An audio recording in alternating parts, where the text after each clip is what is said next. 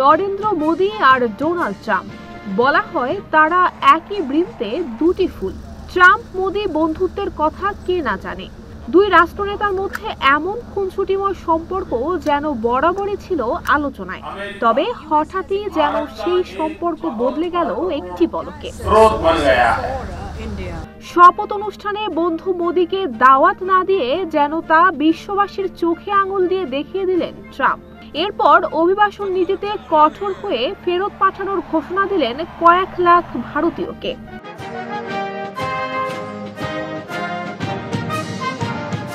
যুক্তরাষ্ট্রে বর্তমানে প্রায় 7,25,000 ভারতীয় অবৈধ অভিবাসী রয়েছে, যা মেক্সিকো এবং এল সালভাডরের পর তৃতীয় সর্বোচ্চ। ট্রাম্প প্রশাসনের কড়া অভিবাসন নীতির আওতায় তাদের অনেকেই দেশে ফিরে আসার ঝুঁকিতে রয়েছেন। হোয়াইট হাউসের দায়িত্ব নেয়ার প্রথম দিনই ট্রাম্প অবৈধ অভিবাসীদের দেশে ফেরত পাঠানো, জন্মসূত্রে নাগরিকত্ব বন্ধ এবং মেক্সিকো সীমান্তে জরুরি অবস্থা জারির মতো সিদ্ধান্ত নেন। এমনকি সেনাবাহিনী ব্যবহার করে অবৈধ অভিবাসীদের ফেরত পাঠানোরও ঘোষণা দেন তিনি।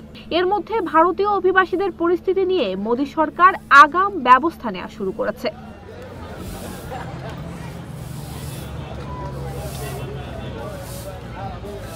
ভারত সরকার এরই মধ্যে 18,000 ভারতীয় অবৈধ অভিবাসীকে ফেরত আনার প্রক্রিয়া শুরু করেছে।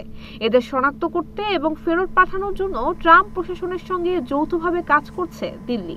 সরকারের দাবি, বৈধ উপায়ে আরও বেশি ভারতীয় কর্মী যুক্তরাষ্ট্রে পাঠানোর সুযোগ সৃষ্টি করতেই এমন পদক্ষেপ নেওয়া হয়েছে। যুক্তরাষ্ট্রের H-1B ভিসা ভারতীয় পেশাদারদের জন্য অত্যন্ত গুরুত্বপূর্ণ। 2023 সালে এই ভিসার 75% পেয়েছেন ভারতীয়রা। তবে অবৈধ অভিবাসীদের চাপে এই ভিসা বন্ধের হুঁশিয়ারি দিয়েছেন ডোনাল্ড ট্রাম্প।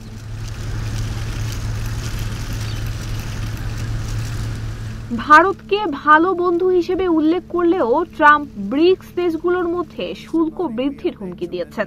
এছাড়া তার শপথ অনুষ্ঠানে মোদীর আমন্ত্রণ না পাওয়া ভারত সরকারের জন্য একটি বড় সংকেত হয়ে দাঁড়িয়েছে।